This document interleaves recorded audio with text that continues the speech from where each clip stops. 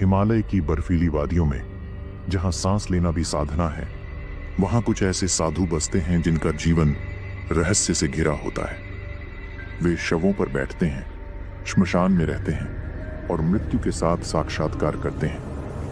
इन्हें अघोरी साधु कहा जाता है और ये अघोरी केवल एक ही देवता को मानते हैं, महादेव, भगवान शिव। लेकिन सवाल उठता है, भगवान शिव और अघोरियों का संबंध इतना गहरा क्यों है? क्या शिव स्वयं भी अघोरी थे? शिव को अघोरेश्वर भी कहा जाता है, यानी अघोरियों के स्वामी। उनका रूप ही अघोर है, भस्म लगाए, गले में नाग, श्मशान में निवास, रुद्र रूप और नृत्य करते हुए विनाश का आह्वान। कहा जाता है कि शिव का यह अघोर रूप सृष्टि के अंत और पुनरारंभ का प्रतीक है। जहां ब्रह्मा सृजन करते हैं, विष्णु पालन करते हैं, वहीं शिव विनाश के द्वारा नए सृजन का मार्ग खोलते हैं। अघोरी साधु कौन है? अघोरी साधु वे होते हैं जो माया, सामाजिक नियमों और शरीर की सीमाओं से ऊपर उठकर सीधे शिव तत्व से जुड़ना चाहते हैं। वे मानते हैं कि जब तक मृत्यु, अपवित्रता, भय और द्वैत का अंत नहीं होगा, तब तक परमात्मा की प्राप्ति संभव नहीं।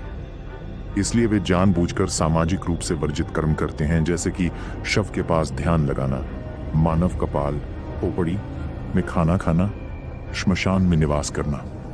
पर उनका उद्देश्य अशुद्धता नहीं, बल्कि सब कुछ एक की भावना से हर भेद मिटाना होता है। एक पुरानी कथा है कि एक बार हिमालय में एक नवयुवक साधक कठिन तपस्या में लीन था। उसे सांसारिक मोह, शरीर का भाव और मृत्यु का भय, तीनों से मुक्ति चाहिए थी। तभी शिव प्रकट हुए भयंकर रूप में, भस्म लगाकर नंगी देह में एक शव पर बैठकर। साधक डर गया, पर शिव बोले, मुझे वही जान सकता है जो मृत्यु से नहीं डरता, जो अपवित्रता को भी ब्रह्म मानता है। उस दिन शिव ने उसे अघोर विद्या का उपदेश दिया। वही पहला अघोरी बना और यह परंपरा आज तक चली आ रही है। श्मशान वह स्थान है जहां जीवन का अंतिम सत्य प्रकट होता है, मृत्यु। अघोरी मानते हैं कि यही आत्मा और शरीर का सबसे गहरा भेद स्पष्ट होता है। वे शवों को केवल देह मानते हैं और शवों के पास ध्यान लगाकर मृत्यु के भय को जीतते हैं। उनकी साधना इतनी उग्र होती है कि वह सामान्य व्यक्ति के लिए पागलपन जैसा लग सकता है, लेकिन उनके लिए यह परम सत्य की ओर कदम है। क्या अघोरी अमृतत्व प्राप्त करते हैं?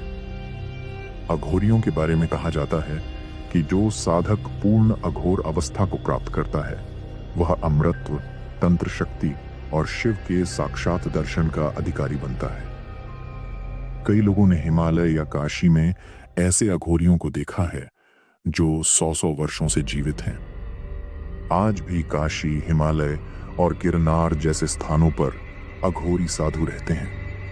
वे आम जनों से दूर रहते हैं, लेकिन जब कोई सच्चा साधक या जिज्ञासु आता है तो उसे दिव्य ज्ञान दे सकते हैं। परंतु चेतावनी दी जाती है, अघोर पथ बहुत कठिन और खतरनाक है। बिना गुरु के, बिना तैयारी के इस राह पर चलना विनाश का कारण भी बन सकता है। शिव ही अघोर हैं। अंत में केवल एक बात सत्य है, शिव अघोरी हैं और अघोरी ही शिव के सच्चे भक्त। उनका संबंध ऐसा है जो समाज की सीमाओं से परे, भय और मृत्यु के पार, आत्मा और परमात्मा के मिलन का मार्ग है।